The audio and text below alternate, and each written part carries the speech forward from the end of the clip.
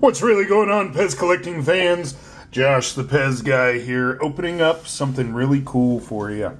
Do me a favor, leave me your questions, comments, concerns, any and everything down below. Now then, this chapter of the PEZ book shall be referred to as Parts Trees. So the injection mold company, see the piece that's sticking out right here, that is where the plastic gets injected into the mold, which forms these pieces. And it's these parts trees. So a home worker would get these parts trees. They would then take off the parts and then put them on the heads. Here's a couple other ones I have. These are tongues for a big top elephant. And then I have some pony eyes.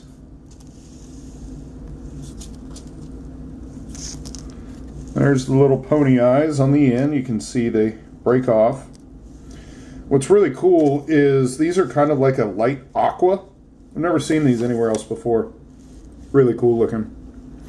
But these are from home workers. I received them from somebody who received them from the home workers. So that leads me to believe that home workers did exist and they are real. So there's your parts trees. So until next time.